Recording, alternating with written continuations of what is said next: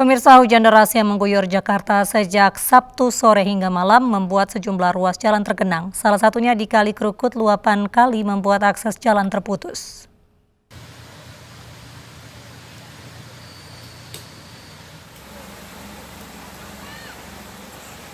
Luapan kali Anak Krukut merendam ruas jalan Haji Ipin yang menjadi penghubung kawasan Pondok Labu dan Cinere. Akibatnya jalan ini tak bisa dilewati kendaraan. Tak hanya memutus jalan, banjir juga merendam ratusan permukiman warga di RT 12 RW 1. Bagi masyarakat dan pengendara yang hendak melintas di kawasan Haji Ipin, Cilandak, Jakarta, diimbau untuk mencari jalan alternatif lain.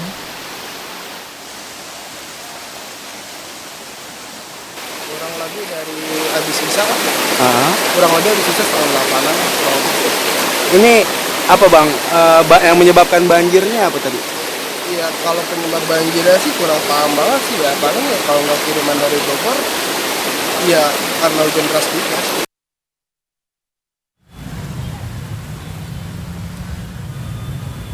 Selain di Kali Krukut, hujan deras juga mengakibatkan aliran Kali Baru, Keramat Jati meluap dan menggenangi Jalan Raya Bogor. Para pengendara, terutama pengendara motor, harus hati-hati saat melintas karena derasnya arus air setinggi 30 cm. Akibat banjir, kepadatan kendaraan sempat terjadi sehingga warga sekitar membantu untuk mengurai kemacetan.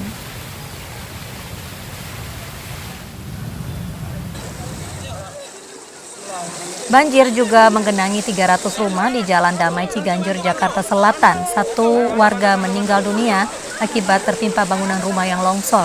Dua warga lainnya dibawa ke rumah sakit untuk mendapatkan penanganan medis. Ratusan warga dievakuasi karena banjir mencapai 1 meter. Sekretaris Kelurahan Ciganjur mengatakan banjir karena Kali Setu yang meluap usai tertimbun longsor. Hujan besar di Kelurahan Ciganjur menyebabkan longsor dinding perumahan Melati Residen di RT 4 RW 2 Kelurahan Ciganjur. Awal masalah seperti itu, kemudian air terus meluap mengenangi sekitar 300 rumah di RT 4 dan RT 5 RW 02 Kelurahan Ciganjur. Pak, berarti ini awal mulanya longsor ini menutup kali berarti Pak ya, sehingga kalinya meluap ya Pak ya? Seperti itu, demikian. Ini kalinya kali apa Pak? Kalinya Kali Setu. Nah, Pak, untuk korban jiwa ada nggak Pak di sini Pak? Hari ini Pak? Jadi untuk sementara ini yang dibawa ke rumah sakit korban jiwa ada 2 orang. Satu dikabarkan meninggal dunia, kemudian beberapa luka-luka ada di posko penampungan. Selain di Jakarta, hujan lebat juga mengguyur kota Tangerang dan membuat sejumlah jalan tergenang air. Salah satunya di Jalan Raya Ceger, Pondok Aren, Tangerang Selatan. Akibatnya sejumlah kendaraan mogok.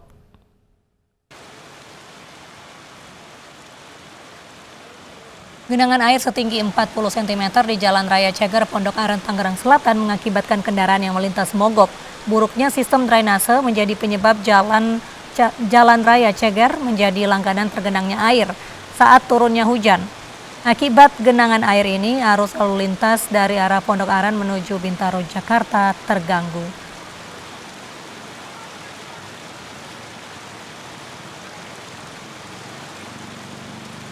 Emang di sini sering mogok apa gimana? Sering.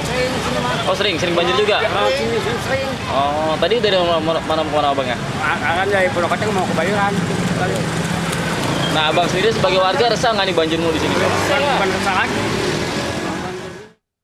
Kita beralih ke informasi kebakaran yang terjadi di Aceh Besar, Aceh. Api menghanguskan 4 ruko dan sebuah rumah.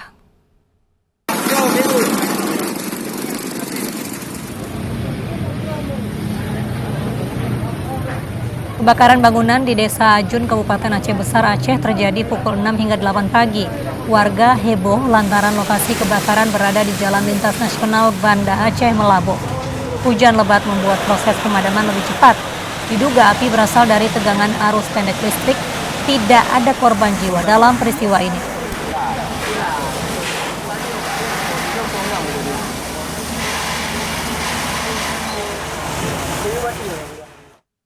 Sedang bermain ponsel di luar rumah, seorang bocah di Palembang, Sumatera Selatan dijamret. Aksi 2 pelaku terekam kamera pengawas.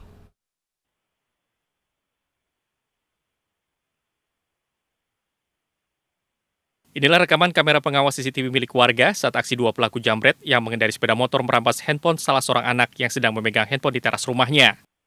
Dalam gambar kamera pengawas, terlihat seorang pelaku yang dibonceng turun dari sepeda motor menghampiri anak-anak yang sedang bermain. Ia langsung mengambil handphone salah seorang anak dan pergi. Menurut Nurbaya, nenek korban yang diambil kawanan pelaku jambret adalah handphonenya yang digunakan sang cucu untuk bermain game bersama teman-teman. Iya, budak itu turun langsung dirampasnya. Mekik dah ini cocok kita tuh. Iya, dia cak sok cak itu nah. Diam bae langsung. Diam bae dia. Nah, kita tahunya kapan, Bu? Tahunya adalah cak 3 menit juga 3 menit. kawannya saya panggil. Mana HP tadi? Mana HP? Dia ambil kakak itu nah, pakai motor hitam dia.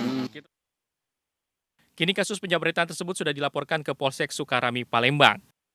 Akibat peristiwa ini, korban mengalami kerugian hingga jutaan rupiah. Dari Palembang, Sumatera Selatan, Guntur iNews melaporkan. Pemirsa, 2 buruh dari 80 pendemo Undang-Undang Cipta Kerja yang sempat ditahan di Mapolda Metro Jaya dipulangkan. Para pendemo dijemput oleh Lembaga Bantuan Hukum dan Keluarga.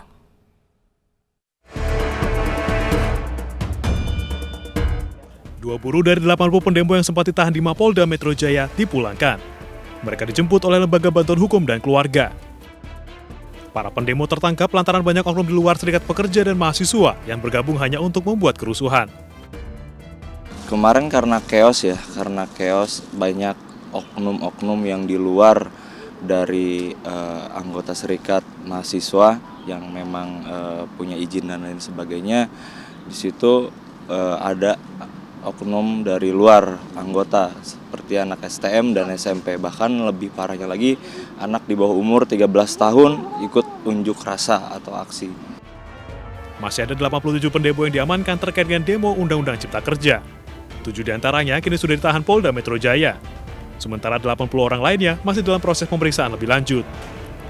Dari Jakarta, Rizky Iskandar, Trisno, iNews melaporkan. Undang-Undang Cipta Kerja menuai polemik terutama terkait upah buruh saat pemutusan hubungan kerja. Pemerintah memastikan Undang-Undang Cipta Kerja tetap mencantumkan pesangon bagi buruh yang di PHK.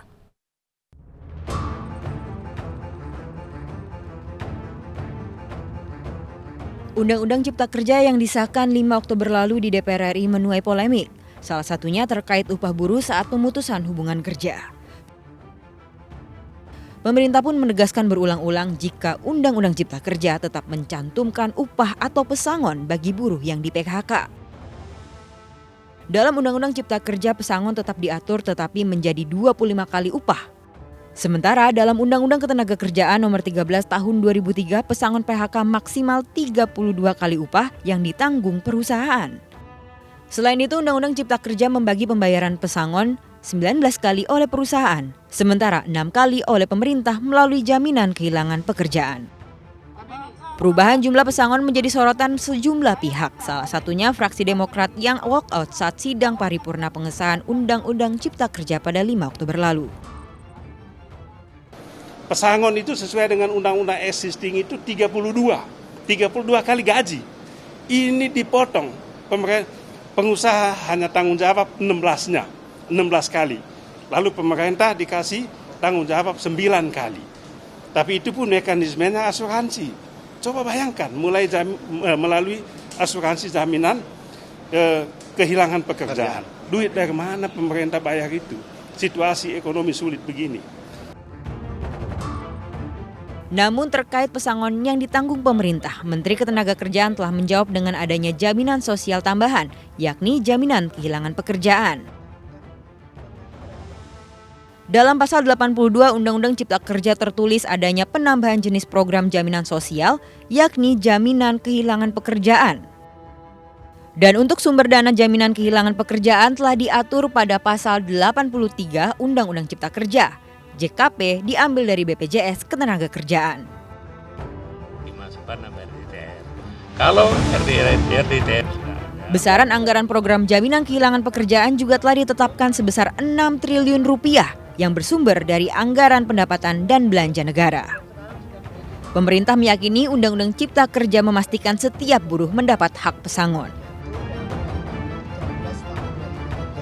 Undang-undang ini lebih memberikan kepastian bahwa hak pesangon itu diterima oleh pekerja atau buruh dengan adanya skema di samping pesangon yang diberikan oleh pengusaha, pekerja mendapatkan jaminan kehilangan pekerjaan yang ini tidak dikenal dalam Undang-Undang 13 2003. Jaminan kehilangan pekerjaan yang manfaatnya berupa cash benefit, vocational training, dan pelatihan kerja.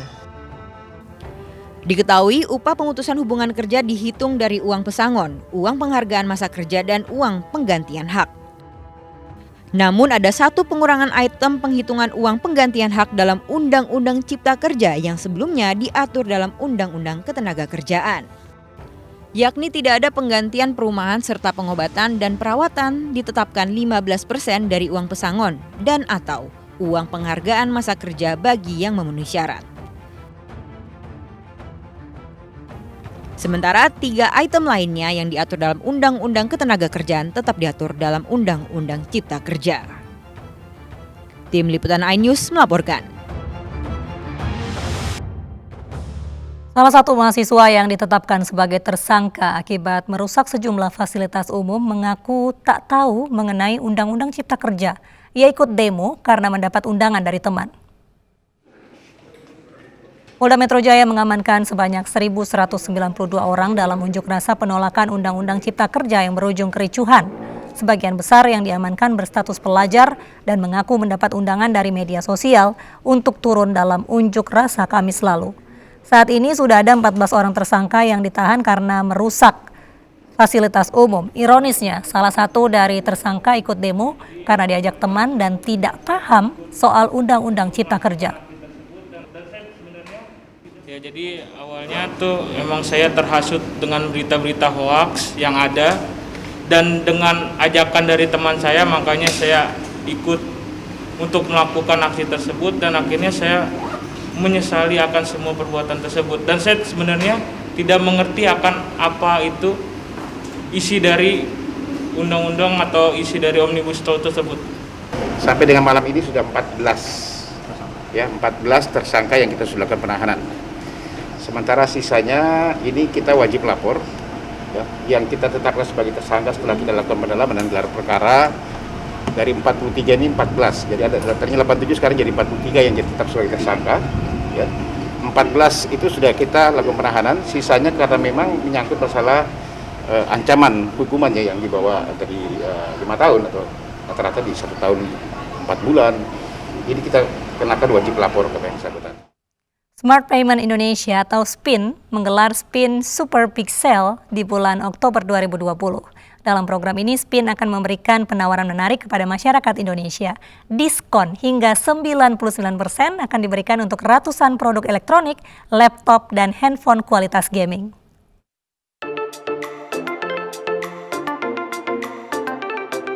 Dalam rangka mendukung Bulan Inklusi Keuangan 2020, Smart Payment Indonesia akan mengadakan SPIN Super Big Sale. SPIN memberikan promo pembelian gadget games dengan potongan harga hingga 99%. Caranya mudah, langsung scan QRIS, Quick Response Kode Indonesian Standard yang terdapat di layar RCTI, MNC TV, dan GTV. Dengan menggunakan aplikasi SPIN dan dapat langsung berbelanja. Penawaran spesial ini akan berlangsung pada tanggal 12 hingga 25 Oktober 2020. Di Oktober akan melaunch QRIS on TV untuk jualan gadget-gadget gaming. Jadi ada gadget seperti laptop dan HP gitu ya untuk gaming yang biasanya kan lumayan mahal gitu. Tapi kita benar-benar kasih diskon besar-besaran, semua harganya di bawah 2 juta. Which is very appealing gitu, especially untuk gaming laptop yang canggih sekali gitu ya. Dan mereka ini bisa bayar langsung di layar TV mereka pakai SPIN, pakai QRIS gitu. Jadwal penayangan SPIN Super Big Sale di televisi akan diinformasikan melalui aplikasi SPIN di smartphone Anda. Barang yang sudah dibeli melalui SPIN akan dikirimkan langsung ke alamat pembeli setelah periode promo berakhir pada 26 Oktober 2020. Jadi, tunggu apa lagi? Ayo segera download SPIN Pay melalui App Store atau Play Store. kapan lagi beli handphone seharga kopi di Spin Super Big Sale? Tim Liputan iNews, melaporkan. Brazil mempuncaki klasemen kualifikasi Piala Dunia 2022 zona CONMEBOL usai berpesta 5 gol ke gawang Polisia. Selengkapnya sesaat lagi.